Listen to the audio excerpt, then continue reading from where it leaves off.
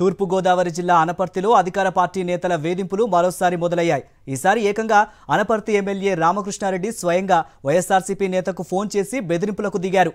వైఎస్ఆర్సీపీ నాయకుడు కృష్ణారెడ్డి గతంలో రాజకీయంగా చేసిన ఆరోపణలను అడ్డం పెట్టుకుని చర్చకు రావాలని బెదిరింపుకు దిగారు. తీవ్రంగా వ్యతిరేకిస్తూ వైఎస్ఆర్సీపీ నేతలు వేణుగోపాలకృష్ణ, జక్కంపూడి రాజా, డాక్టర్ సూర్యనారాయణ రెడ్డి ఇవాళ జిల్లా ఎస్పీని కలిసి ఫిర్యాదు చేశారు. అనపర్తిలో శాంతి భద్రతల సమస్య తలెత్తకుండా చూడాలని, అధికార పార్టీ నేతల అరాచకాలకు అడ్డుకట్ట వేయాలని కోరామన్నారు.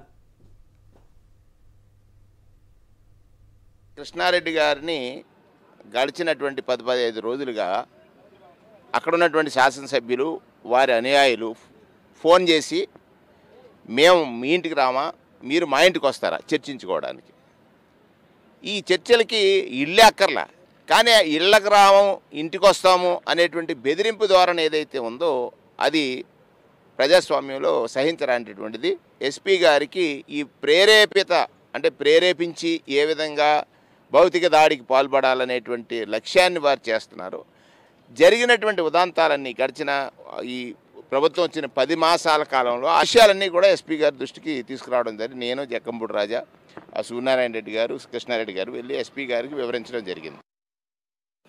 ఆయన ఎంతసేపు కూడా కక్ష సాధింపు, అరాచకం ఇదే ఆయన ప్రవృత్తి. ముఖ్యంగా అపోజిషన్లో ఎవరైతే ఉన్నారో వాళ్ళను అదిరించి బెదిరించి లాక్కోవడం, ఒకవేళ వాళ్ళ కానీ ఆ బెదిరింపులు కానీ లొంగకపోతే భౌతికంగా దాడులు చేసి వాళ్ళని హింసించడం, అదే ఆయన ధ్యేయం.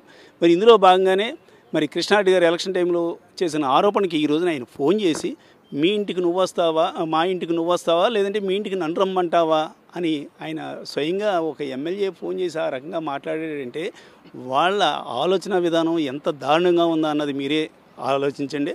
ఆయన వందలాది కోట్లు నేను అవినీతి చేశానని గతంలో ఆరోపించారు.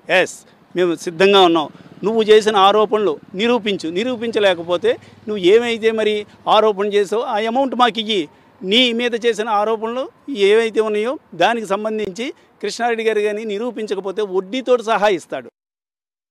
మరలా వీళ్ళ ప్రేరేపిత రాజకీయానికి ప్రోత్సహించి మమ్మల్ని ప్రేరేపించి శాంతి భద్రతలకు విఘాతం కలిగించాలనే ఒక ఉద్దేశంతో వారు రాజకీయం చేస్తూ ఉన్నారు అనపర్తి ఎమ్మెల్యే గారు.